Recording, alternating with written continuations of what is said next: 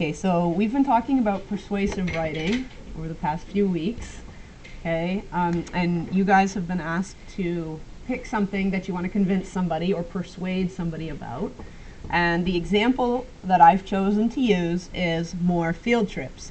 So my opinion is I think we should have more field trips. Now the opposite opinion of that would be I don't think we should have more field trips, or I think that we should have less field trips. Okay, so those would be the opinions. So the first thing that we're going to do is we're going to write dear so-and-so, because that is going to define our audience.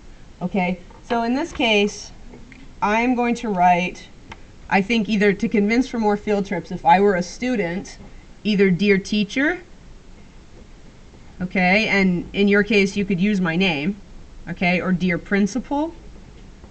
Either of those would be certainly okay, or the name of the actual person. And then you're going to put a comma. That's how we do a letter. Now the first thing that you do when you're writing an opinion piece is you want to get your reader's attention. Okay, because if you don't have my attention about what you're talking about, then I might not continue reading.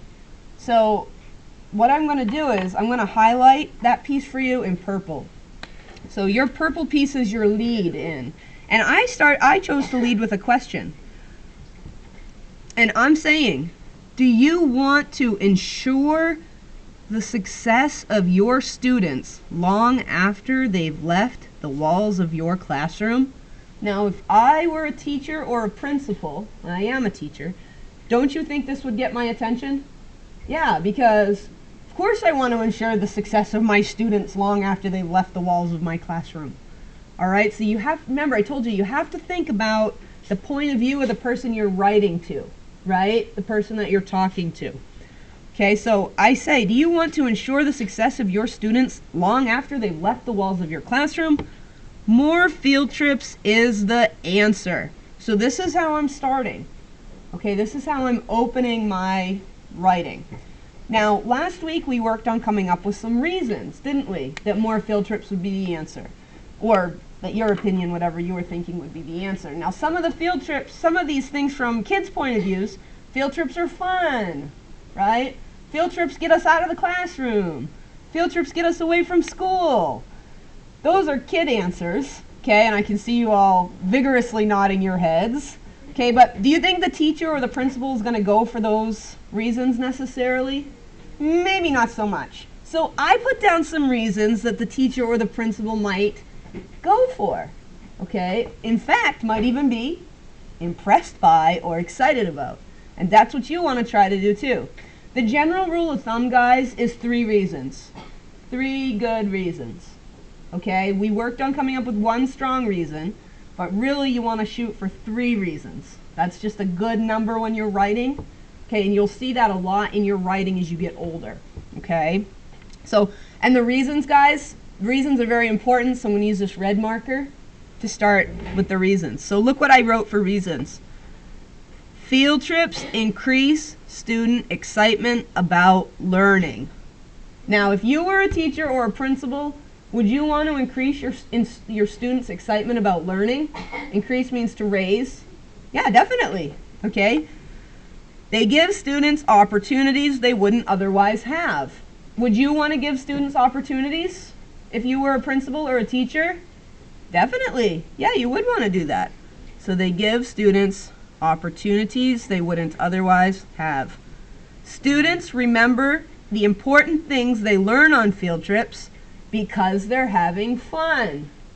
Okay? Would you want your students to remember the important things they learn on field trips? Would you want your students to do that? Of course you would. I mean, I know the key point to you is having fun, right? But if you're a teacher or a principal, you definitely want students to remember the important things that they're learning on those field trips. Okay? So, now, field trips, and then we're going to close it. Okay, we're going to do a nice little conclusion, right, so that the reader knows we're done talking.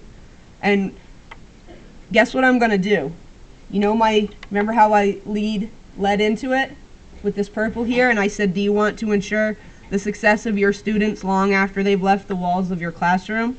More field trips is the answer. Does this sound like that? Field trips help ensure student success. It's kind of the same thing, isn't it? This one's just a little shorter. Okay? But do you think I could have written field trips help ensure student success up here? I could have. I could have. So your opening and your closing will actually be quite similar. In fact, sometimes you could almost write the exact same thing. All right? So it's kind of like you've got two purples and some red key reasons in between. And if you think of this like a sandwich, this is like your bread, and this is like the meat or the vegetables or the cheese or whatever you put inside your sandwich. These are the important stuff. Okay? Does that make sense? Now, you have to argue bread is also important to a sandwich, because without it, it's not really a sandwich. So the beginning and the ending is also a very important part of writing to convince or to persuade. Okay, and then for the end of that, you can certainly write sincerely, or thank you for your consideration, or something like that. Okay, and then I'll just write my first name because you'll use your first names. Okay, so, and what's going to happen is you're going to come up with something that looks like this, I hope, and then you will be illustrating a picture to go with it. Okay, and then we'll hang it up. All right, it'll be a lot of fun. Okay, so this is about writing a persuasive paragraph or a persuasive letter, actually. All right, and we can get started on that.